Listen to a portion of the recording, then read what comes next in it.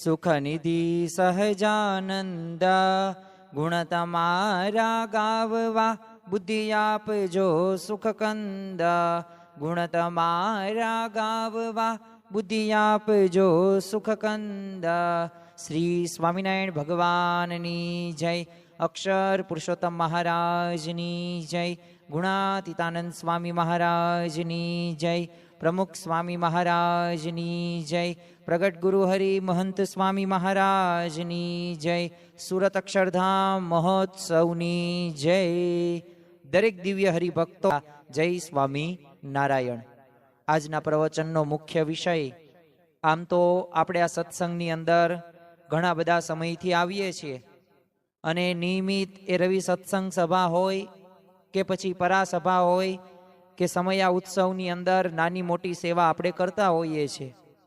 ઘણા બધા સેવા ન કરતા હોય, પરંતુ આધ્યાત્મિક માર્ગે આગળ વધવા માટે એ પોતે આ સત્સંગમાં જે નિયમ ધર્મ આપવામાં આવ્યા છે એ નિયમ ધર્મનું પાલન કરતા જોવા મળે છે. હવે આ જે સત્સંગમાં આપણે આવીએ છીએ તો ઘણા બધા આપણે ભક્તોનો એ અવગુણ ગાતા હોઈએ છીએ. તો આ અવગુણ જે આપણે આવે છે એનું કારણ શું છે? ક્યારેય આપણે વિચાર કર્યો? અરે ભક્તોનો તો અવગુણ આવે છે, પરંતુ ઘણી વખત ભક્તો સાથે સંતોનો, સંતો સાથે સત્પુરુષનો, પછી સત્પુરુષની આગળ ભગવાનનો પણ આપણે અવગુણ ગાઈએ છીએ. તો એના મૂળની અંદર શું છે? તો એના મૂળની અંદર કંઈક તો એવી બાબતો છે, કંઈક તો એવો સ્વભાવ છે કે જે સ્વભાવને આપણે ઓળખ્યો નથી.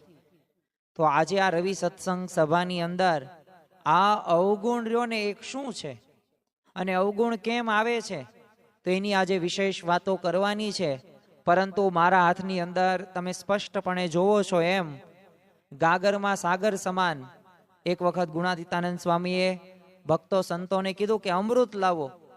એટલે સેવક સંત હતા, એમને કીધું શું અમૃત? અમૃત થોડું અહીંયા હોય. ત્યારે ગુણાતીતાનંદ સ્વામી ફરી વખત કહ્યું કે અમૃત એટલે કે વચનામૃત લાવો. તો આ વચનામૃતની અંદર ગઢડા મધ્યનું 53મું જે વચનામૃત છે કે જેનું મથાળું જ છે કે પોતાનો અવગુણ ન સૂજે ને એ જ મોહ તેનું.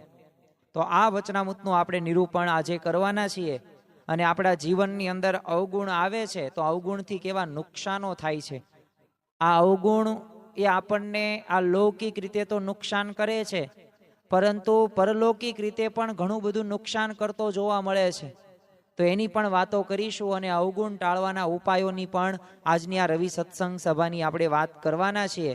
તો આપણે સૌ પ્રથમ વચનામૃતનું શ્રવણ કરીએ અને ત્યારબાદ સમજવાનો પ્રયત્ન કરીએ શ્રીજી મહારાજ આપણને અવગુણ ટાળવા માટે એ શું આપણને ઉપાય બતાવે છે. સ્વામિનારાયણ હરે, સ્વામિનારાયણ હરે. સંવંત 1880 વૈશાખ સુધી પંચમીને દિવસ સ્વામી શ્રી સહજાનંદજી મહારાજ શ્રી ગઢડા મધ્યે દાદા ખાચરના દરબારમાં પોતાને ઉતારે ગાદી તકિયા બિછાવીને વિરાજમાન હતા અને સર્વ શ્વેત વસ્ત્ર ધારણ કર્યા હતા અને પોતાના મુખારવિંદની આગળ મુનિ તથા દેશ દેશના હરિભક્તની સભા ભરાઈને બેઠી હતી. જો અહીંયા શ્રીજી મહારાજ ગઢપુરની અંદર બિરાજમાન હોય છે અને ગઢપુરમાં એટલે કે દાદા ખાચરના દરબારની અંદર હવે પોતે દાદા ખાચરના દરબારમાં બિરાજમાન હતા અને શ્રીજી મહારાજ સામેથી જ કંઈક બોલે છે કે પછી શ્રીજી મહારાજ બોલ્યા છે કે શાસ્ત્રને વિશે જે મોહ કહ્યો છે તે મોહનું એ રૂપ છે કે જ્યારે હૃદયને વિશે મોહ વ્યાપે ત્યારે એ જીવને પોતાનો અવગુણ તો સૂઝે જ નહીં. જો અહીંયા મહારાજે સ્પષ્ટ કહી દીધું કે શાસ્ત્રના વિશે જે મોહ કીધો છે તો મોહ રહ્યો એનું રૂપ કેવું છે. જો એક વખત આપણને જ્ઞાન થઈ જાય ને કે આને અગ્નિ કહેવાય, આને ઝેર કહેવાય, તો આપણે એનાથી આઘા રહીએ. હવે કોઈક નાનો બાળક હોય સામે એ જૂનાગઢના ગીર હોય, ગીરની અંદર એ ડાલા મઠ્ઠો સિંહ હોય, એ બાળકને ત્યાં લઈ જવામાં આવે તો સ્વાભાવિક રીતે એ બાળક તો એ સિંહ પાસે જશે જ તે. કેમ? એને જ્ઞાન નથી સંપૂર્ણ કે આ સિંહ છે અને આ સિંહ રહ્યો ને એ મને ખાઈ જશે ને હું એનાથી મરી જઈશ.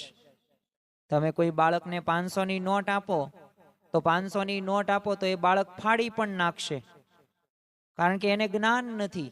એમ જો જ્ઞાન ન હોય, રૂપનું ખાલી ખરેખર વાસ્તવિક સ્વરૂપ ન ખબર હોય તો આપણે એને ઓળખી ન શકીએ.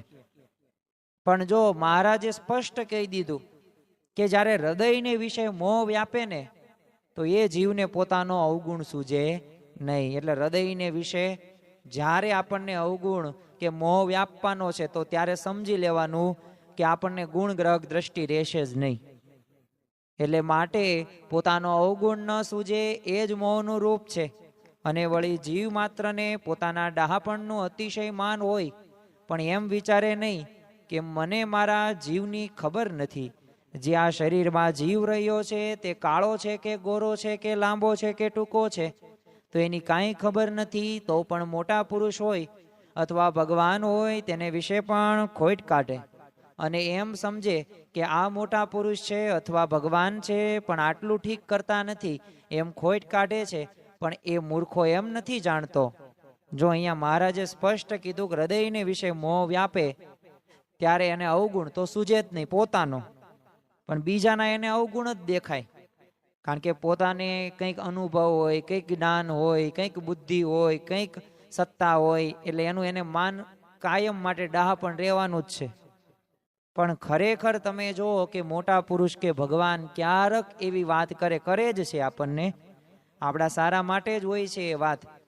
પણ એ અજ્ઞાની જીવ રહ્યો ને એ મોટા પુરુષનો પણ અવગુણ લેશ. કેમ કે આ મોટા પુરુષના આ બરાબર કરે છે અને આ બરાબર નથી કરતા.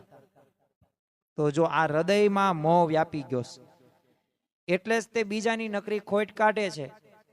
પણ મહારાજે શું કહી દીધું કે મૂર્ખો એમ નથી જાણતો કે એ ભગવાન તો અનંત કોટી બ્રહ્માંડને વિશે રહ્યા એવા જે જીવ ને ઈશ્વર તેને જેમ હથેળીમાં જળનું ટીપું હોય ને તેમ તેને દેખે છે. પણ અનંત કોટી બ્રહ્માંડના આધાર છે લક્ષ્મીના પતિ છે, અને અનંત કોટી બ્રહ્માંડના એક કરતા હર્તા છે. અને શેષ શારદા બ્રહ્માદિક દેવ છે તે પણ જેના મહિમાને પારને પામતા નથી, અને નિગમ પણ જેના મહિમાને નેતિ નેતિ કહે છે. જો મહારાજે સ્પષ્ટ કહી દીધું કે આ મોહમાં જે વ્યાપ્ત હોય ને તો એ પોતે એ અનંત કોટી બ્રહ્માંડમાં જે આધિપત્ય છે કે જેમના એમ કહેવાય ને ઈશ્વરના હથેળીમાં જળનું ટીપું એમ બધું જોવે છે, છતાં એનો જો મહિમા એને સમજવામાં આવતો નથી.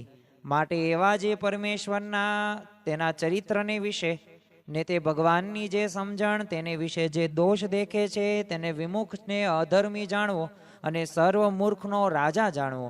અને ભગવાનને ભગવાનના ભક્ત તેની તો અલૌકિક સમજણ હોય તેને દેહાભિમાની જીવ ક્યાંથી સમજી શકે. માટે પોતાની મૂર્ખાઈએ કરીને એ ભગવાનને ભગવાનના જે ભક્ત તેનો અવગુણ લઈને વિમુખ થઈ જાય છે. અને ભગવાનના ખરેખરા ભક્ત જે સત્પુરુષ હોય તો તે અલૌકિક દ્રષ્ટિએ યુક્ત વર્ત્યા કરે છે. તો ખરેખર તો જો આ મૂર્ખ વ્યક્તિઓને એ બીજાના અવગુણ પોતાના દેહાભિમાન છે, અને જેનામાં દેહાભિમાન હોય માન હોય ને એ વ્યક્તિ કોઈનું માને નહીં. આપણે પણ ઘરની અંદર અનુભવ કર્યો હશે કે આપણા માતા કે આપણી ધર્મ પત્નીથી જ ભૂલ હશે, પણ એને માન એટલું બધું આવી ગયું હશે ને તો એ બોલો માનના લીધે ગમે એવો આપણી સાથે ઝઘડો કરશે, પણ છતાં પણ એની ભૂલ હોવા છતાં પણ એ નમશે નહીં. ખબર જ છે કે 100% એની ભૂલ છે, છતાંય દેહાભિમાન આવી ગયું ને તો એ વ્યક્તિ ક્યારેય તે નમશે નહીં. આવું થાય છે ઘરની અંદર, પરિવારની અંદર, સમાજની અંદર, બધી તે જગ્યાએ આવું થાય છે. તો એના મૂળની અંદર શું છે? દેહાભિમાન છે, અને એવી અણસમજણ છે. અને એ અણસમજણના લીધે એ ખરેખર રીતે જે કરવાનું છે થતું નથી, જે નથી કરવાનું એ બધું થાય છે. તો ખરેખર જો આ વચનામૃતનું આપણે વાંચન કર્યું ને તો પણ આપણને ખ્યાલ આવે કે શ્રીજી મહારાજે કેવું સરળતાથી એ મૌનની વ્યાખ્યા કરી દીધી. જો જીવની એક સ્વાભાવિક એક રુચિ પ્રકૃતિનું ભાન છે ને શ્રીજી મહારાજ કરાવે છે. કારણ કે આપણને ભગવાન કે ભગવાનના ભક્તનો કે સંતનો એ અવગુણ આવે છે તો એનું કારણ મહારાજે સ્પષ્ટ આ વચનામૃતની અંદર કહી દીધું. અને ખરેખર ભગવાન અને સંતની પણ એ જે અલૌકિક સ્થિતિ છે, જે સમજણ છે ને એની વાત આ વચનામૃતની અંદર કરવામાં આવેલી છે. ઘણી બધી વખત આપણને પ્રશ્ન થાય ને આ વચનામૃત વાંચવાથી શું થાય? તો જો એક ખાલી મેં અહીંયા 10 મિનિટ સુધી આ વચનામૃત વાંચ્યું તો આ વચનામૃતના આધારે આપણને કેટલું બધું જાણવા મળે, કેટલું બધું શીખવા મળે. તો આપણા જીવનમાં કંઈક એવી નાની મોટી ભૂલ થાય છે તો એ ભૂલોને સુધારી શકાય છે. પણ કેના લીધે સુધરે છે? તો આ વચનામૃતના આધારે સુધરે છે. આ વચનામૃતની અંદર તો શ્રીજી મહારાજે આપણને આવી સમજણો આપી છે, પરંતુ આ વચનામૃતની અંદર જ તે ગરડા મધ્યનું એક પહેલું વચનામૃત છે. તો એની અંદર પણ શ્રીજી મહારાજે વાત કરી છે કે મોહનું રૂપ તો મનને વિશે ભ્રાંતિ જેવું થઈ જાય એ જ જણાય છે. અને જ્યારે પુરુષના હૃદયની અંદર એ જ્યારે મોહ વૃદ્ધિ પામે ને ત્યારે મનમાં છે ને એક વિભ્રાંતિ વિશેષ થાય છે. અને પછી આ કરવા યોગ્ય ને આ ન કરવા યોગ્ય એવો કઈ વિવેક રહેતો નથી. જેમ છે ને ઉનાળાની અંદર, અત્યારે તો ચોમાસું ચાલે છે, પણ જેમ ઉનાળાની અંદર આમ તાપમાં રોડ ઉપર કે રણની અંદર તમે જોયું હશે, બધાયનો અનુભવ હશે કે એ પાણીના છે ને તળાવ, એને ઝાંઝવાના જળ કહેવાય. તો એ આપણને દેખાય છે, પણ એક શું છે? ભ્રાંતિ છે. આગેથી આપણને દેખાય છે, પણ નજીક આપણે જઈએ તો એવા કઈ પાણીના તળાવ હોતા નથી. ન હોય તે દેખાય અને જે હોય તે ન દેખાય. એનું નામ જ શું કહેવાય? ભ્રાંતિ કહેવાય, મોહ કહેવાય. અને આ મોહની અંદર છે ને આપણે સર્વ કોઈ ડૂબાયેલા છીએ. આ મોહમાંથી આપણે બહાર આવવાનું છે. જે કરવાનું છે એ કરવાનું છે, જે નથી કરવાનું એ નથી જ કરવાનું. જો આ વિચાર સાથે જીવન જીવવામાં આવે ને તો અવશ્ય આપણે આગળ વધી શકીએ છીએ. શ્રીજી મહારાજ જ્યારે આ વચનામૃતનું આપણે વાંચન કર્યું ત્યારે એક મોહની એક વિશિષ્ટ અને આપણને સમજાય ને એવી વ્યાખ્યા આપણને આપી. જો આ વચનામૃતનું જ્યારે આપણે શ્રવણ કરીએ ને, સમજવાનો પ્રયત્ન કરીએ ને, તો આ વચનામૃતને એના બધા શબ્દો આપણને સમજાય એવા જ છે. કંઈ એવા મહારાજે અઘરા શબ્દો વાપર્યા જ નથી. આમ તત્વ હોય, તાત્વિક વાતો હોય એવી વાતો બહુ કરી જ નથી. પણ હા, બધી વાતો સ્પષ્ટતાથી ઉદાહરણ સાથે આપણને સમજી શકીએ ને એવી જ વાત કરી છે. આવી જ વિશેષતા ગુણાતીતાનંદ સ્વામીની વાતોની પણ આવી જ છે. કારણ કે દરેક વાતોમાંથી આપણને કંઈક ને કંઈક શીખવા મળે છે, જાણવા મળે છે.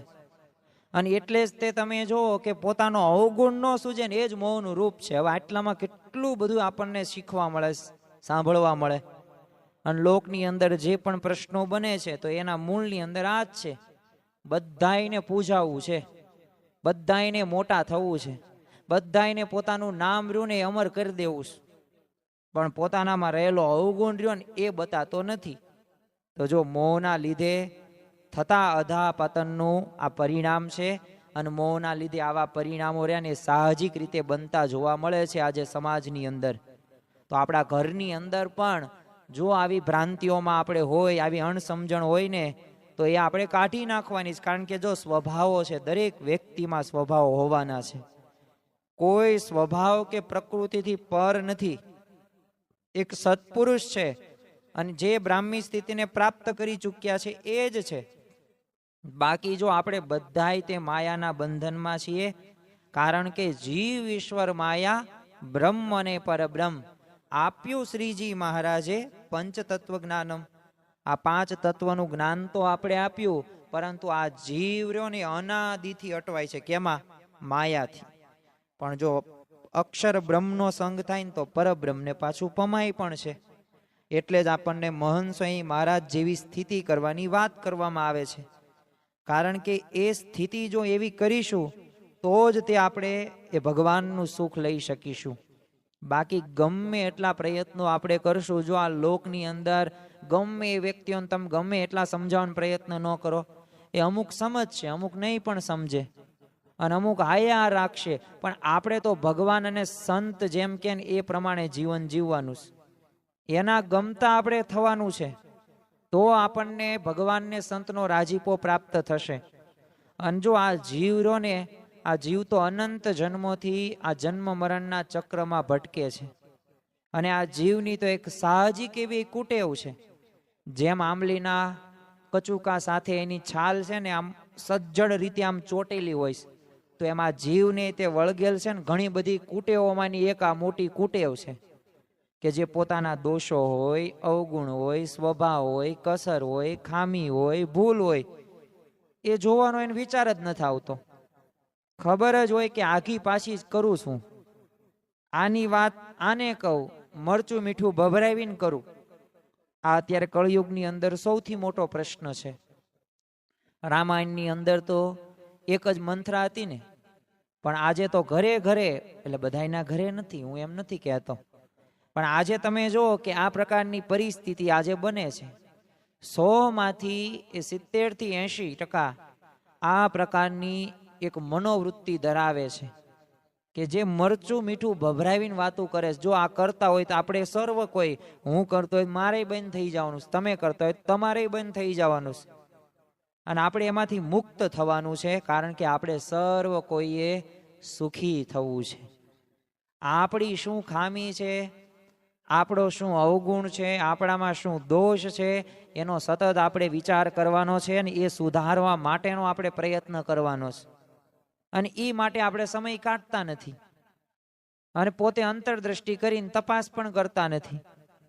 તો જો પોતાની ખામી જોવાને બદલે એ બીજાની જ ખામી જોયા કરે છે અને શોધ્યા કરે છે, અને એની જ વાતો કર્યા કરે છે, તો આ મોટામાં મોટો અત્યારના સમયનો પ્રશ્ન છે.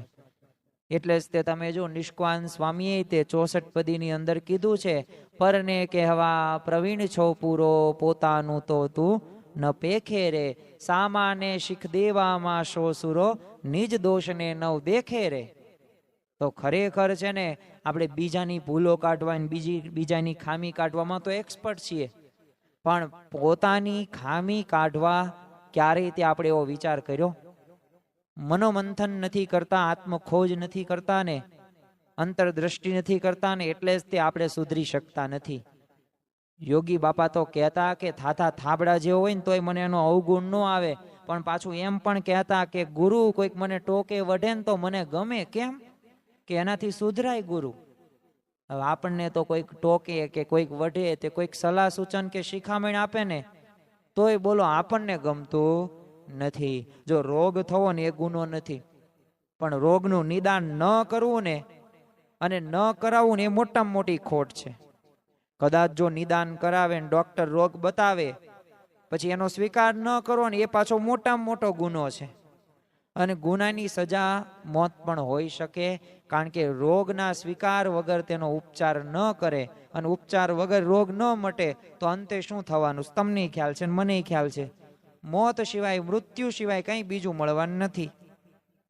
એટલે આપણા ગુણાતીત ગુરુ પરંપરા એ આપણને શીખવે છે, આપણને સમજાવે છે. તો આપણને આપણી કોઈક ભૂલ દેખાડે ને તો એનો આભાર માનવાનો છે. મુક્તાનંદ સ્વામીએ જો વિવેક ચિંતામણીની અંદર કીધું છે કે હરિ કૃપા જબ હોત તબ સુજત અપના દોષ. જ્યારે ભગવાનની કૃપા હોય ને, સંતની કૃપા હોય ને, ત્યારે પોતાનો અવગુણ દેખાય. બાકી ભગવાનને સંતની કૃપા ન હોય ને તો બસ એ હું કરું બધું બરોબર કરું, આવું થાય. અને બરાબર થાય ને અભિમાન આવે ને, એટલે આધ્યાત્મિક માર્ગની અંદર આગળ ન વધી શકાય. એટલે ગુણાતીતાનંદ સ્વામીએ બીજા પ્રકરણની 61મી વાતમાં કીધું છે કે જેવો બીજાને સમજાવવાનો આગ્રહ છે એવો પોતાને સમજાવવાનો હોય, અને જેવો બીજાના દોષ જોવાનો આગ્રહ છે તેવો પોતાના દોષ ટાળવાનો હોય, તો કાંઈ કસર રહે નહીં. તો જો કસર તો આપણા બધાયમાં છે, પણ આ કસર ટાળવા માટે આપણે શું કરવાનું છે? તો આપણે આપણો દોષ જોવાના છે, આપણે આપણા અવગુણ જોવાના છે. જો બધાયમાં કંઈક ને કંઈક ભૂલ હોવાની છે. સ્વભાવ કે પ્રકૃતિને આધારે એ પ્રકારની પરિસ્થિતિનું સર્જન થવાનું છે, પરંતુ જો આપણે એ દોષો સામે જોશું તો સંબંધોની અંદર કડવાશ આવશે, સંબંધોની અંદર મીઠાશ ક્યારેય નહીં આવે. એટલે જીવનમાં પ્રગતિ કરવા માટે છે ને, પ્રથમ તો પોતાની ભૂલ દેખાવી ખૂબ જરૂરી છે.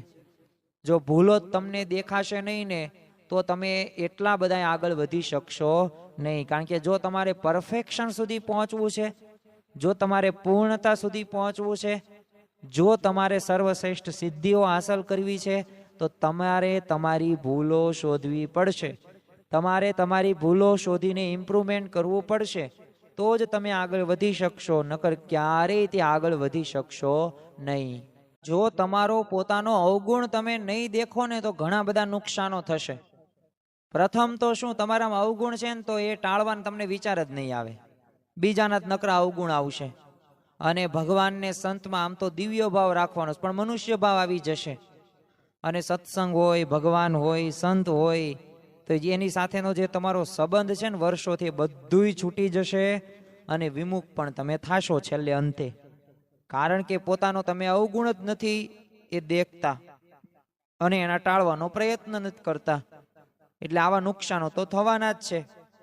હું તમને થોડાક દ્રષ્ટાંતો દઉં. સ્વામિનારાયણ ભગવાન વખતના પણ એવા પ્રસંગો છે, એવા ભક્તોના પણ પ્રસંગો છે કે જેમણે જો અવગુણ એમને પોતે ન જોયા અને ટાળવાનો પ્રયત્ન ન કર્યો ને એવો વિચાર ન આવ્યો, કેવા નુકસાનો થયા છે.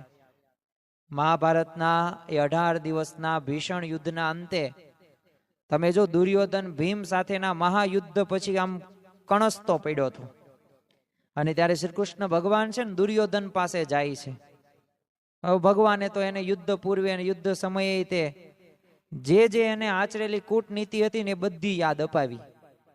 હવે આ બધુંય તે સાંભળ્યા બાદ પણ બોલો દુર્યોધન એ શ્રી કૃષ્ણ ભગવાન ઉપર ગુસ્સે થઈ ગયો. બોલો, ભગવાન ઉપર મરવા પડ્યો છે, કણસતો પડ્યો છે. અને છતાં પણ શું બોલે છે, મેં તો છે ને ધર્મ પ્રમાણે જ આચરણ કર્યું છે, પણ તમે કપટ કરીને અધર્મ કર્યો છે, મારા જેવું શ્રેષ્ઠ મૃત્યુ કોને મળે. હવે અનંત ભૂલોથી ભરેલો દુર્યોધન હતો, પણ અંત સમયે તમે જુઓ પોતાની ભૂલો એને દેખાતી નહોતી અને ભગવાન પણ જો એના ઉપર દોષારોપણ કર્યું. તો એ જ મોટામાં મોટી ભૂલ છે. અને એ ખરેખર ભૂલ રહીને એ ભૂલ આપણે પણ ઘણી વખત દુર્યોધન જેવી કરતા હોઈએ છીએ. ઘરમાં ઝઘડો થાય ને આપણે જવાબદાર હોય જ તે, સામેવાળા હોય કે ન હોય આપણે 50% જવાબદારી હોય જ તે, આપણી પાર્ટનરશિપ હોય જ તે. છતાંય બોલો આપણે સ્વીકારીએ નહીં કે મારા લીધે થયું છે. જીવા ખાચર તમે જો, અલૈયા ખાચર તમે જો, મચ્છિયાના ફૈબા તમે જો, કીડી સખી કયો, રોળાનંદ કયો, નિર્વિકલ્પાનંદ સ્વામી કયો, તો એમને પોતાના અવગુણ ન દેખાયણા. અને પરિણામે શું, શ્રીજી મહારાજમાં જ મનુષ્ય ભાવ આવી ગયો અને સત્સંગ છોડીને જતા રહ્યા. કોઈ કે માન ન મૂક્યું અને માનના લીધે ઘણા બધા પ્રકારના પ્રશ્નો થાય છે. અને માન એટલે શું, દેહાભિમાન, ઈગો, કે જે વ્યક્તિ મૂકી શકતો જ નથી. જો મૂકી દે તો શાંતિ, સુખ, આનંદ બધું આવી જાય. એટલે આમ તો શ્રીજી મહારાજથી માંડીને આમાં આજ દિન સુધી ભક્તોના એ પોતાના સ્વભાવના લીધે સત્સંગ છોડવો પડેલો છે ને વિમુખ થયા છે. કે એટલું જ નહીં પણ ઘણા બધા ભગવાન અને સંતના દ્રોહમાં પણ પડ્યા છે. જો દ્રોહ રહ્યો ને એ મોટામાં મોટું પાપ કહી શકાય. અને એ ભગવાનના ભક્તનો સંતનો દ્રોહ રહ્યો ને ભગવાન ક્યારેય તે માફ કરી ન શકે. એટલે આપણા જીવનની અંદર એક વાતને આપણે દ્રઢતાથી પાલન કરવાનું છે કે જીવનમાં જે કાંઈ પણ બને છે ને એ બધું ભગવાનને સંત જ કરે છે. આ કરતા હરતાપણાની સમજણ તો રાખવી, પરંતુ સાથે સાથે અવગુણનો જ્યારે વિચાર આવે ને ત્યારે ગુણ ગ્રાહક દ્રષ્ટિ રાખીએ. જેવી દ્રષ્ટિ તેવી સૃષ્ટિ, જેવું જોશો ને એવું તમને દેખાશે. અને જેને જેને આ પ્રકારની દ્રષ્ટિ જો પોઝિટિવ સકારાત્મક રાખી છે તો એને કંઈ વાંધો આવ્યો નથી. એક રાજાએ છે ને એના વજીર હતો ને જાહેર સભામાં ગધેડો કઈને ઉતારી પાડ્યો. તો વજીરને આ છે ને હાડો હાડ લાગી આવ્યું. તો બોલો રાજ દરબાર છોડીને સીધો જંગલમાં ગયો અને પોતે ઝાડ ઉપર એને દોરડું બાંધીને ગળા ફાંસો ખાવાનો પ્રયત્ન કર્યો ને તૈયારી પણ કરી નાખી. તો ત્યાંથી પછી એક સંત પસાર થાય છે અને એમને આ દ્રશ્ય જોયું. એટલે પ્રથમ તો સંત તો દયાળુ, અને જો ખરેખર સંત રહ્યાને એ પોતે પીડા અનુભવે છે પણ સામેવાળાને સુખી જ કરે છે. જેમ આપણા ઘરની અંદર અગરબત્તી હોય ને એવો સંતનો સ્વભાવ છે કે પોતે બળે પણ બીજાને શું આપે, સુવાસ આપે. તો ખરેખર સંતે એને સમજાયું તું પેલા નીચે ઉતર, આ આજ્ઞા કરી. પછીથી તો શાંતિથી બેસાડીને કીધું કે આ તું ગળા ફાંસો ખાવાનું કારણ શું છે, એવું તે તારા જીવનમાં શું દુઃખ આવ્યું. તે વજીરે ગુસ્સે થઈને શું કીધું કે મારો રાજા છે ને કોડીનો છે, જરા પણ અક્કલ નથી, બધા વચ્ચે મને બોલો ગધેડો કીધો, એટલે મને ખોટું લાગી ગયું છે. તે સંત કે જો તું ગધેડો હોય તો તારી પૂંછડી મને બતાય. તો વજીર હતો ને એ આવા સંતના શબ્દો સાંભળી વિચારમાં પડી ગયો કે ખરેખર આ ભલે આવી રીતના મન કીધું, વાત તો આમની સાચી છે. અને પછી તો એ સ્વાભાવિક રીતના સંતે કીધું કે જો રાજા તને ભલે ગધેડો કે ગધેડો બનવું કે ન બનવું ને એ રાજાના હાથમાં નથી, તારા હાથમાં છે. હવે તારે વિચાર કરવાનો તું ગધેડો શું કે નથી. ઓલો વજીર કે હું ક્યાં ગધેડો છું, એમને નહીં ખ્યાલ હોય, એમને જ્ઞાન નથી, અને બધું સમાધાન થઈ ગયું. તો આવું જ તે આપણા જીવનમાં તે ક્યારેક કોઈક ગમે તે કેમ તો આપણે વિચાર કરવાનો કે આપણે એવા છીએ તો નથી, તો દુનિયાને તો આપણે સમજાવી નહીં શકીએ. તો આપણે તો આપણી રીતે વર્તન સારું રાખીએ. જો કોઈક આપણું અપમાન કરે, આપણું દાયરું ન થાય, આપણી કદર ન થાય, આપણી ટીકા કે નિંદા થાય ને એ વખતે આપણે ખોટું લાગે ને તો વાંક કોનો? તો સામેવાળાનો વાંક હશે, પણ આપણને ખોટું લાગ્યું તેટલો વાંક આપણો નહીં. આપણા દેહાભિમાનના લીધે અને અહમ મમત્વ, જે રાગ દેશ ને જે ઈર્ષા ને મમત્વ રહ્યું ને, જે ન્યાય ને અન્યાય ને પક્ષપાત, તો એ અંતરમાં આપણને બળતરા થાય. તો ભગવાનને સંતમાં જો મનુષ્ય ભાવ આવે તો એમાં વાંક આપણો નથી, આપણું ઘડતર આપણે નથી કર્યું, આપણે આપણા સ્વભાવો નથી ટાળ્યા એટલે આપણને ખોટું લાગે છે. તો આ વાંક આપણો નથી. અને જેણે પોતાનું ઘડતર કર્યું છે ને એવા સંતો ભક્તોને ખોટું નથી લાગતું. જેનામાં સ્વભાવ નથી અને હતા પણ એમણે જેટલી ટાળી નાખ્યા છે ને તો એમને ક્યાં ખોટું લાગ્યું? કોઈને ખોટું નથી લાગ્યું. તો એમ જીવનમાં, આપણા જીવનમાં જો આવા પ્રશ્નો બનશે તેને ભગવાનને સંતો છે ને ગમે એમ કરીને તમારી સાથે પરીક્ષા લેશે, પણ એ પરીક્ષાની અંદર છે ને તમારે પાસ થવાનું છે. અને જો તમે ભગવાનને સંતને રાજી કરવા માટે જો પ્રયત્ન કરતા હોય ને તમારો એ જ અલ્ટિમેટ ગોલ હોય ને તો તમે અવશ્ય ભગવાનને સંતને રાજી કરી શકશો. પણ એ પરીક્ષામાં પાછા પાસ થઈ જાઓ. કારણ કે ઇતિહાસના એવા ઘણા બધા દ્રષ્ટાંતો છે કે જે દ્રષ્ટાંતો હું તમને ટૂંકમાં કહું. ભગવાન શ્રી રામ વગર વાકે રાજ્ય છોડીને જંગલમાં જવું પડ્યું, છતાંય તે એમને ક્યાં ખોટું લાગ્યું? 14 વર્ષનો વનવાસ હતો ને 1-2 દિવસનું થોડું કામ હતું, નથી એમને ખોટું લાગ્યું. નરસિંહ મહેતા તમે જુઓ કે એમની ભાભીએ કેટલું અપમાન કર્યું અને દ્વેષીઓએ કેટલું અપમાન કર્યું, પણ છતાં એમને ખોટું લાગ્યું? નથી લાગ્યું. મેરે તો ગિરધર ગોપાલ દૂસરો ન કોઈ ભાવે, એ મારી હુંડી સ્વીકારો મહારાજ રે શામળા ગીરધારી. વૈષ્ણવજન તો તેને કહીએ જે પીડ પરાઈ જાણે રે. તમે ભજન તો જો કેવા ભાવ છે, કેવી ઉર્મિઓ છે. તો એના આધારે આપણને ખ્યાલ આવે. નરસિંહ મહેતાના જીવનમાં એ પ્રશ્નો આવ્યા હતા એવા, તોય અવગુણ એમને ગાયા ક્યારે નથી ગાયા. મીરાબાઈ તમે જો, પાયોજી મેને રામ રતન ધન પાયો, પાયોજી મેને રામ રતન ધન પાયો. અરે તમે વિચાર તો કરો, રાણાજીએ ઝેરનો પ્યાલો મોકલો તોય અમૃત માનીને પી ગયા, તોય અવગુણ નથી લીધો. તુકારામ તો તમે જો, અત્યારે આપણે એની કથા નથી કરતા પણ વગર વાકે કેટલું દુઃખ આવેલું, લોકો પણ દુખી કરતા તોય બોલો અખંડ પોતે આનંદમાં રહેતા.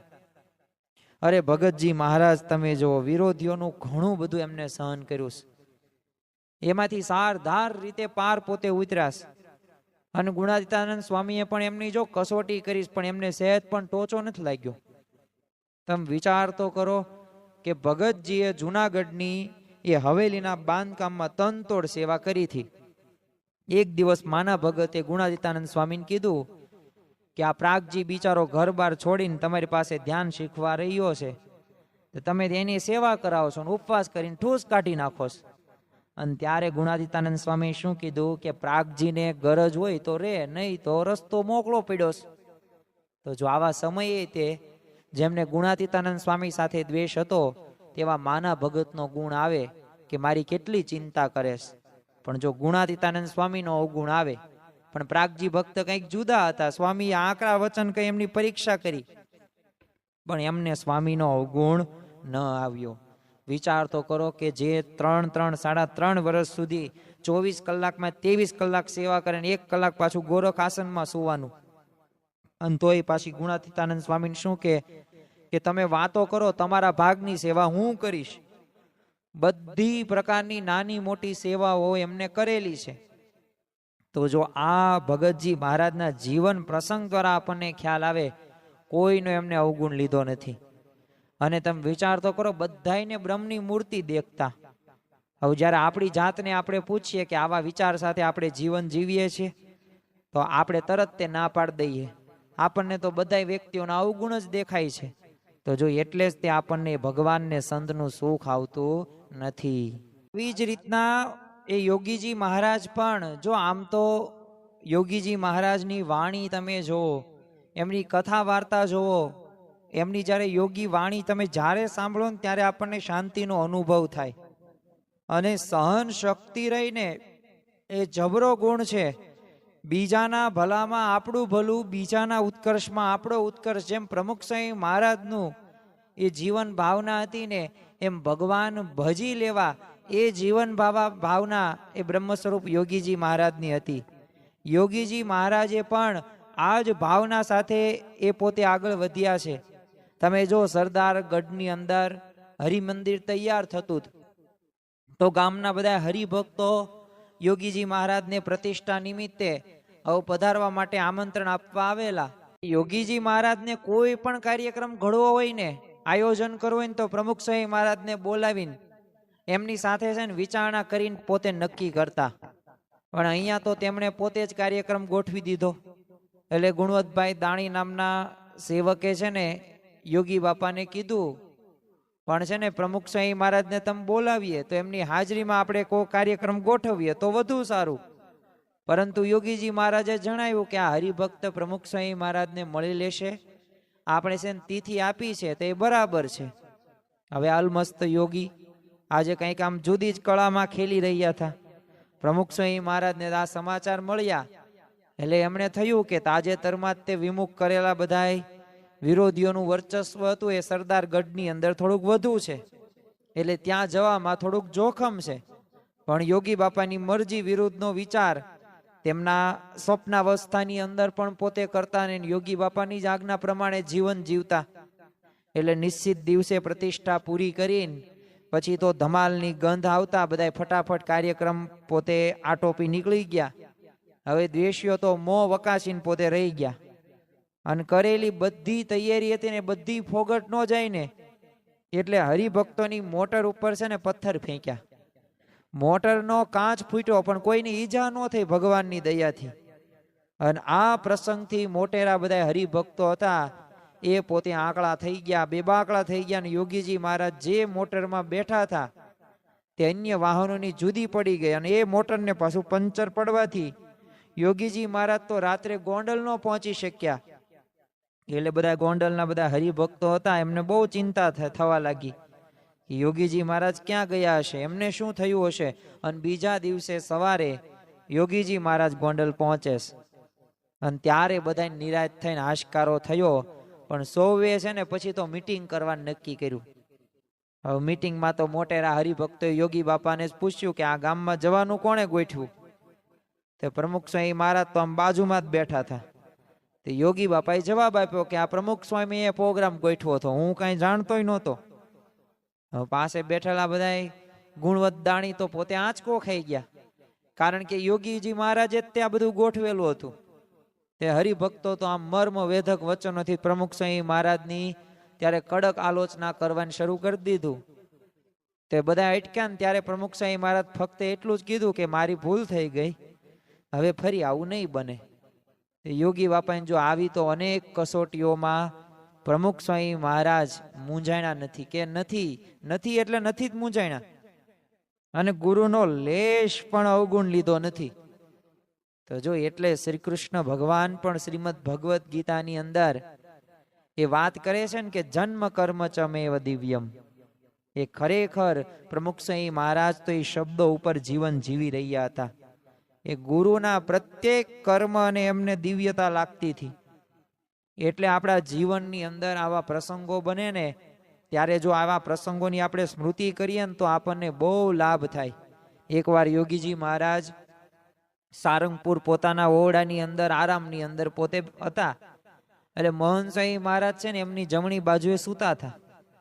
તે યોગીજી મહારાજની પ્રકૃતિ પ્રમાણે છે ને ઓરડાના તમામ બારી બારણા બંધ હતા. ઉનાળાની બપોર હતી એટલે મહંત સ્વામી મહારાજને ગરમી બહુ લાગી. તે ચાદર ઓઢે ને તો ગરમી વધુ લાગે, ન ઓઢે તો મચ્છર કરડે. તે મહંત સ્વામી મહારાજ તો સભા મંડપમાં જઈને પોતે સૂઈ ગયા. તે યોગી બાપા તરત બહાર આવ્યા ને કીધું કે મને એકલાને મૂકીને કેમ તેમ જતા રહ્યા, કાલે જાઓ ઉપવાસ. તો બોલો વગેરે વાંકે ઉપવાસ આપ્યો. તો એ મહંત સ્વામી મહારાજે યોગીજી મહારાજનો એ લેશ માત્ર પણ અવગુણ લીધો નહીં. તો જો આ રીતે આપણા ગુરુવર્યોના જીવનની અંદર આપણે જોઈએ ને તો આવી આકરી કસોટીઓ થઈ છે, પરીક્ષાઓ થઈ છે, પણ ક્યારેય તેઓ વિચલિત થયા નથી. તો એમ આપણા જીવનની અંદર જો અવગુણને ટાળવા હશે ને તો આવા પ્રસંગોને આપણે યાદ રાખવા જ પડશે. અને ખરેખર મનનું મરોડાય ને ત્યારે જ મૂંઝવણ થાય, છતાં પોતાના દોષ જુએ. કારણ કે આ ઘણી બધી વખત આવું થાય છે. કારણ કે સત્સંગની અંદર તો ઘણા બધા સંતો અને હરિભક્તો પોતે આમ એકાંતિક ધર્મની સિદ્ધિ માટે હવે કઠિન સાધના કરે છે. ક્યારે એમના મનનું મરોડાય ને તો મૂંઝવણ પણ થાય, છતાંય જો એવા પ્રસંગમાં તેઓ પોતાના દોષ જુએ છે. ગરડા અંત્યનું 35મું વચનામૃત છે, એની અંદર શ્રીજી મહારાજે વાત કરી છે કે પ્રકૃતિ મરોડે ને મૂંઝાય ત્યારે જ પોતાનો અવગુણ લે, પણ ભગવાનનો ને સાધુનો અવગુણ ન લે એ સારો. તો જ્યારે સ્વભાવનું ખંડન થાય ને ત્યારે આપણે ભગવાનને સંતનો જો દ્રોહ કરતા હોય, અવગુણ લેતા હોય તો હજી બરાબર રીતે આપણે દ્રઢતા કરી નથી. તો આપણે સમજવાનું કંઈક ને કંઈક બાકી રહી ગયું છે. શ્રીજી મહારાજ વખતનો તે એક પ્રસંગ જોઈએ. પરમ ચૈતન્યાનંદ સ્વામીએ રામાનંદ સ્વામી પાસે છે ને દીક્ષા લીધી. તે શ્રીજી મહારાજે એમને છે ને સત્સંગમાં મોટેરા સદગુરુ તરીકે નિમણૂક કરી. તે શ્રીજી મહારાજ પાસે કોઈ પણ પદાર્થ કે વસ્ત્ર જાય તો પ્રથમ તો તેઓ પાસે જ પસાર થાય. એટલે આમ એમને છે ને માનરૂપી સ્વભાવ નડતો હતો. અને ગર્વગંજક શ્રી હરિએ એમના આ સ્વભાવનું ખંડન કરવાનું નક્કી કર્યું. અને જો ભગવાન તો આપણી આવી રીતે પરીક્ષા લે જ છે. એટલે શ્રીજી મહારાજ તો ગઢડાથી છે ને અમદાવાદ જતા અને પોતે તાવી ગામે પહોંચ્યા ને ત્યાં જ ઝાડ નીચે સભા ભરી. તે પરમ ચૈતન્યાનંદ સ્વામી અને પૂર્ણાનંદ સ્વામી છે ને ધીમે ધીમે પગલે આવતા. એટલે સભાની પાછળ આવીને છે ને ઉભા રહ્યા. તે બંને મોટેરા અને પાછા જૂના, અને બંને રાહ જોતા હતા કે કોઈ બોલાવે તો આગળ જઈને આપણે બેસીએ. પણ મહારાજે અચાનક સભામાં પૂછ્યું કે કોઈએ મૂર્તિમાન માન જોયું છે? તો જો આ બે માનની મૂર્તિઓ ઊભી છે. અને પૂર્ણાનંદ સ્વામીને અપમાન હાડો હાડ લાગી આવ્યું. તો બોલો ઘર ભરણી ચાલતા થઈ ગયા. તે પરમ ચૈતન્યાનંદ સ્વામીને મૂંઝવણ થઈ. તો એમણે તો દક્ષિણ ગુજરાતમાં જઈને મહારાજનું ભજન કરવા વિચાર્યું. તો તેઓ નીકળ્યા ને ત્યારે એમની પાછળ કેટલાક સંતો પણ જવા માટે તૈયાર થઈ ગયા. હવે આ જોઈને છે ને પરમ ચૈતન્યાનંદ સ્વામી એમને રોક્યા ને કીધું કે હું તો મારા માનને કારણે જાઉં છું, પણ તમે જો મારી સાથે આવશો ને તો મહારાજનો અવગુણ લેશો ને તો તમારા જીવનું ભૂંડું થશે. એમ કહીને સંતોને પછી પાછા વારે છે. અને શ્રીજી મહારાજ ત્યારે પરમ ચૈતન્યાનંદ સ્વામી ઉપર અતિશય પ્રસન્ન થાય છે. તો જો પોતાની ભૂલ નજર સમક્ષ રાખતા, એટલે એ જ પ્રસંગે ગોપાલ સ્વામી એમને કીધું કે 12 વર્ષે ગુરુ રહ્યો, 12 વર્ષે સદગુરુ રહ્યો, પણ સત્સંગી છે ને આજે થયો. તો જો આપણે આપણા જીવનની અંદર સત્સંગ ઉતારવો હશે ને તો આ દ્રઢતા કરવી જ પડશે. અને પોતાનો સ્વભાવ સામે જોતા હતા ને તો સત્સંગમાં પાર ઉતરી ગયા. અંત્યનું 28મું વચનામૃત છે, એમાં શ્રીજી મહારાજે વાત કરી છે કે બ્રહ્માનંદ સ્વામી શુકમુનિ અને સુરા ખાચરને પ્રશ્ન પૂછ્યો કે તમે જેણે કરીને પાછા પડી જાઓ છો એવો તમારામાં કયો અવગુણ છે? બોલો ત્રણેય માન રૂપ દોષ બતાવ્યો છે. અને કોઈક બરોબરિયાને અપમાન કરે તો મૂંઝવણ થાય. તો જો આ ત્રણેય પોતાનો નડતર રૂપ માન રૂપી સ્વભાવ વિશે ખ્યાલ હતો. બાકી આ બ્રહ્માનંદ સ્વામી શુકમુનિ આ સુરા ખાચર સામાન્ય સ્થિતિના નહોતા, પણ જો અપમાનથી મૂંઝવણ પણ થતી, છતાં એ સ્વભાવ નાબૂદ કરવા માટે એ નજર સમક્ષ તો પાતે રાખતા. એટલે જો સત્સંગમાં ત્રણેય સારધાર રીતે પાર ઉતરી ગયા. તો તેમ આપણે પણ છે ને પોતાનો આપણો સર્વ કોઈનો જે અવગુણ હોય ને એને નજર સમક્ષ રાખવાનો છે અને ટાળવા માટે પ્રયત્ન કરવાનો છે. આપણે આપણી રીતના પ્રયત્ન કરશું તો ટળશે પણ ખરા, નહીં પણ ટળે. આપણે ભગવાનને સંત જેમ કે જો એ પ્રમાણે કરશું તો અવશ્ય એ ટળી જ જશે. પણ શું કરીએ તો પોતાના અવગુણ દેખાય, આ પણ આપણને પ્રશ્ન થાય ને. તો જો આજને આ આપણો રવિ સત્સંગ સભાની અંદર મધ્યવર્તી વિચાર આ જ છે કે અવગુણ તો આવે છે, માન તો આવે છે, આ દોષ પણ છે, ભગવાનને સંતનો પણ આવે છે. પણ ખરેખર આ અવગુણ દેખાય જ નહીં, એ સામેવાળાનો અવગુણ. અને આપણો પોતાનો અવગુણ દેખાય તો એના માટે શું કરીએ? કારણ કે પોતાનો અવગુણ દેખાશે તો સુધારવા માટે પ્રયત્ન કરશું આપણે. હવે ઘરમાં સાપ દેખાય તો એને કાઢવાનો વિચાર આવે, એમ આપણને અવગુણ દેખાય, દુઃખરૂપ મનાય તો કાઢવાનો વિચાર આવે. તો એવું આપણે શું કરીએ તો પોતાના અવગુણ દેખાય ને એને ટાળવાનો ઉપાય થાય? તો જો હું તમને આજની આ રવિ સત્સંગ સભાની અંદર એવા મુખ્યત્વે આપણે એવા 3 ઉપાયો કરવાના છે. એ 3 ઉપાયો જો આપણા જીવનની અંદર આપણે કરીએ તો અવશ્ય આપણનો જે અવગુણ છે એ આપણને આસાનીથી આપણને દેખાઈ આવે. અને ખરેખર એ ઉપાય રહ્યો ને, એ ઉપાયમાં પણ એક દિવ્યતા અને ભવ્યતા છે. એ ઉપાયને જ્યાં સુધી તમે નહીં કરો ને ત્યાં સુધી એ અવગુણ તમને દેખાશે નહીં. પ્રથમ તો આપણે શું કરવાનું છે? અંતરદ્રષ્ટિ કરવાની છે, જાણપણું રાખવાનું છે.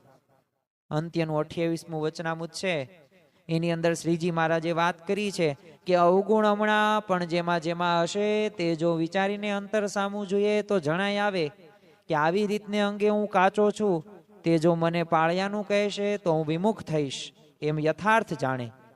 તો જો આ ખરેખર આપણને અંતરદ્રષ્ટિ કરવાની, જાણપણું રાખવાની.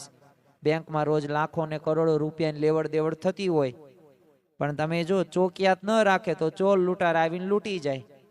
એમ આપણે જાણપણું ન રાખીએ તો પરમ ચિંતામણી તુલ્ય મહારાજની મૂર્તિ છે એ બોલો હૃદયમાં લૂંટી જાય, કોક ખબર ન પડે.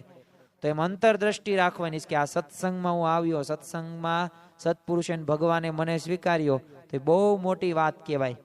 તો એ આપણે એવી રીતે માન કેમ રાખવાનું છે? એનું માન રાખવાનું છે, બીજું માન નથી રાખવાનું.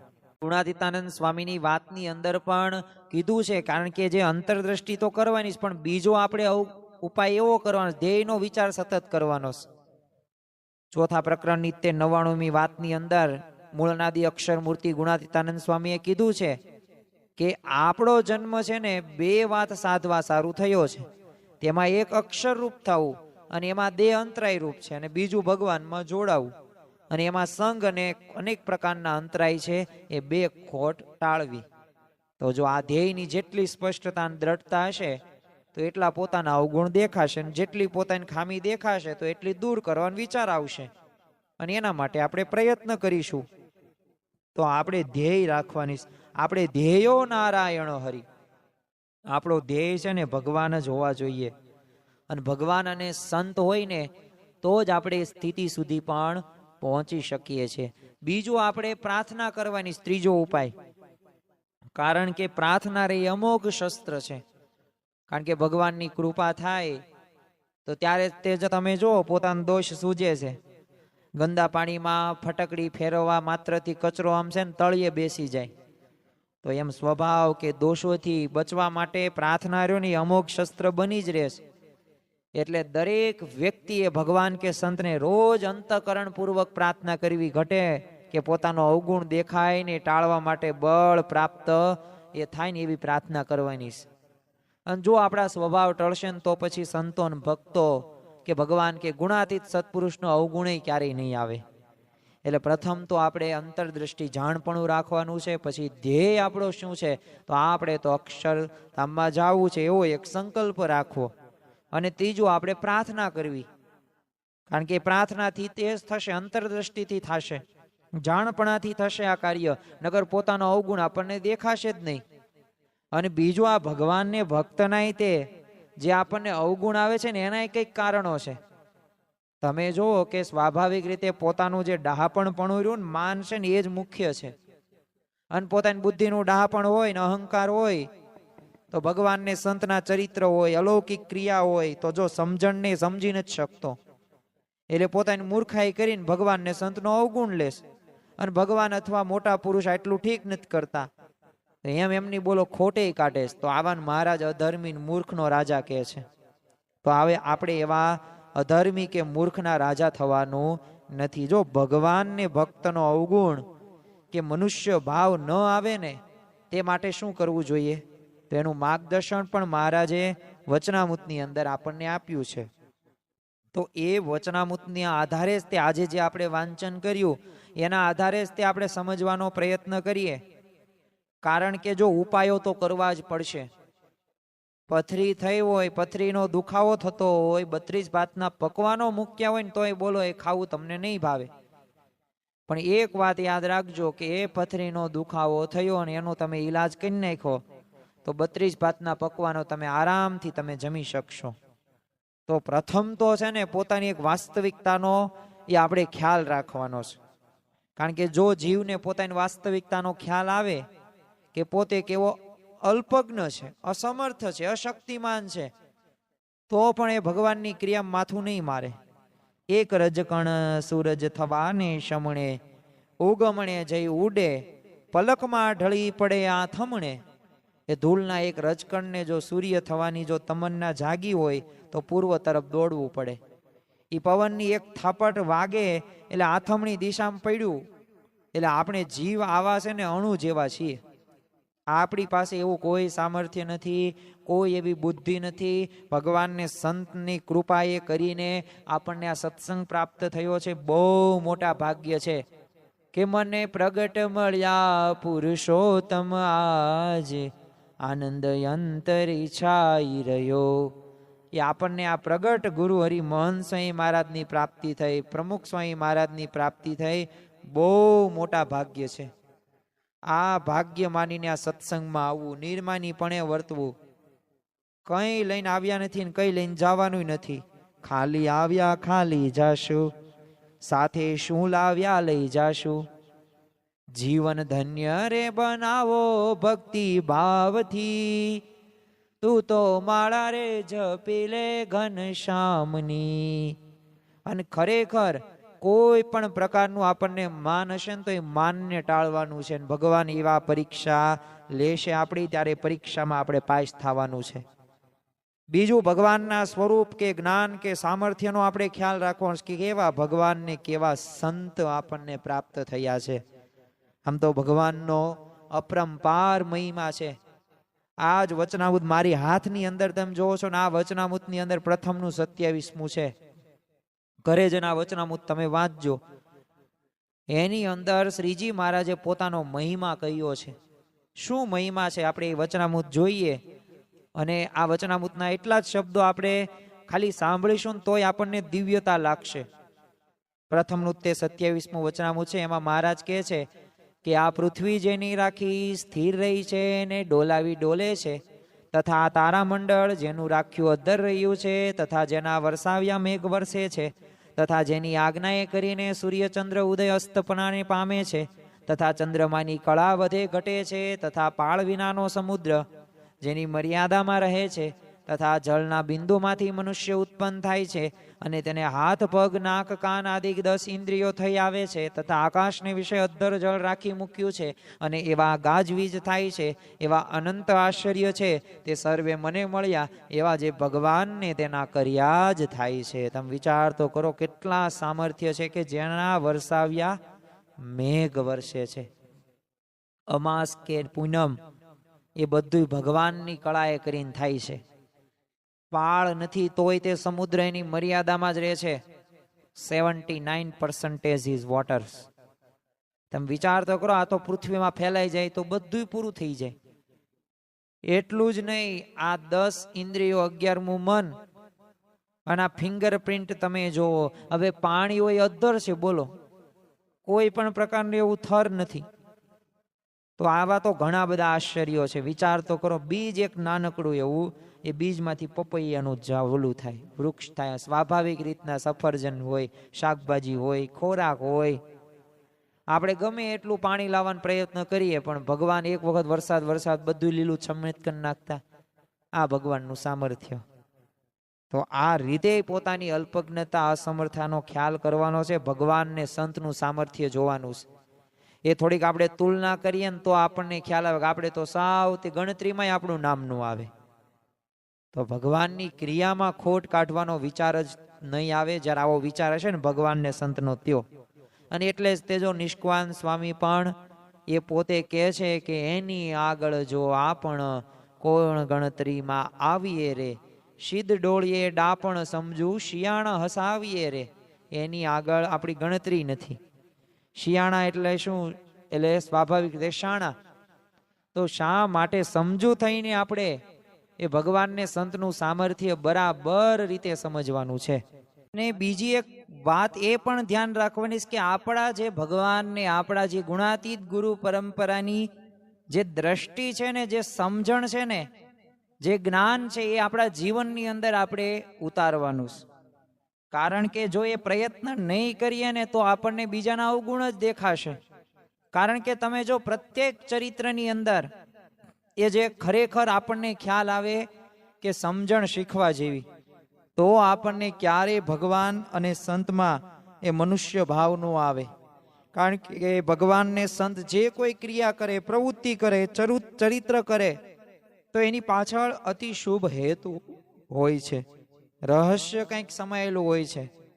તમે વિચાર તો કરો કે યોગી બાપાએ આ બાળ મંડળોની સ્થાપના કરી, કેટલો શુદ્ધ પવિત્ર હેતુ છે. અનંત જીવોનું કલ્યાણ કરવું છે ભગવાન અને સંતને. અરે પ્રેમી ભક્તો હોય ને એના જે સંકલ્પો હોય ને એ પૂરા કરવા છે, અને એમની સ્મૃતિનું સુખ આપવું છે. અરે ભક્તના નિશ્ચયની કઈમાં કઈક કસર હોય કે ખામી હોય ને તો દૂર કરવાનો પ્રયત્ન કરો. ભક્તની કસોટી ભગવાન કરે છે. અને અધર્મ ઉત્થાપન કરીને ધર્મનું પણ સ્થાપન ભગવાનને સંત કરતા હોય છે. તો આમ એમના પ્રત્યેક ચરિત્ર પાછળ છે ને એક કે વધુ શુભ પ્રયોજનો હોય છે. એમના શુભ આશયને આપણે આપણી માઇક બુદ્ધિથી પામી નથી શકતા, કે ખરેખર માપી પણ નથી શકતા. એમ છતાંય જો એમને પ્રાર્થના કરીને એમના બધાય ચરિત્રોના મેળ બેસાડવાનો પ્રયત્ન કરીશું ને, તો એમની કૃપાથી એમનું કોઈક રહસ્ય કંઈક અંશે હાથમાં આવશે. બાકી એમને તો પામી શકશું જ નહીં. એ પ્રમુખ સ્વામી મહારાજ, મહંત સ્વામી મહારાજ, આપણી ગુણાતીત ગુરુ પરંપરા શ્રીજી મહારાજ, તો એમનામાં આપણને એ મનુષ્ય ભાવ નહીં આવે. બાકી જો પ્રયત્ન નહીં કરીએ ને તો આપણને એમના મનુષ્ય ભાવ જ આવશે. કારિયાણી ગામના તે વસતા ખાચર હતા, પોતે શ્રીજી મહારાજના નિષ્ઠાવાન ભક્ત હતા. અને ખરા ભક્તના 3 લક્ષણો છે: નિયમ, નિશ્ચય અને પક્ષ. ત્રણેય વસ્તુ હોવું જોઈએ. પણ ગઢડાના જીવા ખાચરને બુઢા દાદલના મહારાજ પ્રત્યેના અભાવના શબ્દો સાંભળીને પોતે જો ઘાયલ થઈ ગયા. અને બુઢા દાદલે વસતા ખાચરના અંતરમાં ઝેર રેડતા શું કીધું કે આ છે ને પુરબુરીઓ, એ બ્રાહ્મણ એટલે શ્રીજી મહારાજને બોલો આવું કીધું કે આ તમારા વખાણ કરીને તમારો ગરાસ પડાવી લેશે, અને દિવાળીને અન્નકૂટ બધું રંગે ચંગે તમારે ત્યાં ઉજવે, અને ભક્તોને તેડાવે ને જય તેની બોલાય. હવે આવા અભાવના બોલો શબ્દો સાંભળીને વસતા ખાચરને મહારાજમાં મનુષ્ય ભાવ આવી ગયો કે ઘસારો હું ખમું અને વાહ એમની થાય. આમ તો આ તો મારું બધું પડાવી લેશે. તો બોલો વસતા ખાચર ભૂલી ગયેલા કે ધરમપુરના રાજમાતા હતા કુશળ કુંવરબા. 500 ગામનું એમની હેઠળ હતા.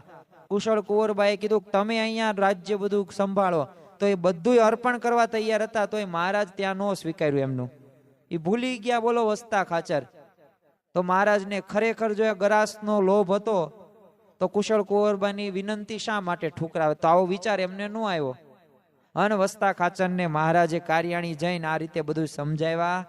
ફરીથી મનુષ્ય ભાવ ટાળીને મહારાજમાં પોતે જોડાઈ ગયા. તો જો આવું થશે, એમ આપણે તે આ સત્સંગની અંદર આવીએ છીએ તો આવી કસોટીઓ તો થવાની છે. જો આપણને ભગવાનને સંત છે ને છેલ્લો જન્મ કરાવો છે ને એટલે આવી પરિસ્થિતિઓ તો બનશે જ તે. પણ આ બધી પરિસ્થિતિ, આ બધી પરીક્ષામાં એક આદર્શ ભક્ત જે રીતે વર્તે ને એ રીતે આપણે સર્વ કોઈએ વર્તવાનું છે. જેમ દાદા ખાચર જે રીતે વર્ત્યા, પર્વતભાઈ જે રીતે વર્ત્યા, લાડુબા જીવુબા જે રીતે વર્ત્યા, એવી જ રીતે આપણે પણ વર્તવાનું છે. એક ભાઈ વડલાના ઝાડ નીચે છે ને પોતે સૂતા હતા. તો પોતે બુદ્ધિને તર્ક વાળા હતા, બહુ ભણેલા ગણેલા હતા. એટલે પોતે છે ને ડાપણ કરીને ભગવાનમાં છે ને પોતે ખોટ જ કાઢતા કે આવા મોટા ઝાડ પરના ટેટા નાના અને વેલ પરના તરબૂચ મોટા. આ ભગવાનમાં છે ને કાંઈ અક્કલ નથી. ઘણી વખત જો આપણે ભગવાનને આવી રીતે ખોટા પાડતા હોઈએ છીએ. અરે ભગવાનને સંતે બધુંય બરાબર જ કર્યું છે. એટલે આવી રીતના એ ભગવાનમાં અક્કલ જ નથી ને આમ આડોળું બોલવા લાગ્યો આ ભાઈ. અને ત્યાં જ એક ટેટો છે ને કપાળ ઉપર પડ્યો અને એવી કપાળમાં આમ તમ્મર ચડી ગઈ ને એ ઘડીક તો 2 મિનિટ તો પોતે સુનમુન થઈ ગયો. પછી સમજાઈ ગયું કે અરર હમણાં હું જે બોલતો હતો, હવે આ જે ટેટાની જગ્યાએ તરબૂજ હોત તો શું થાત?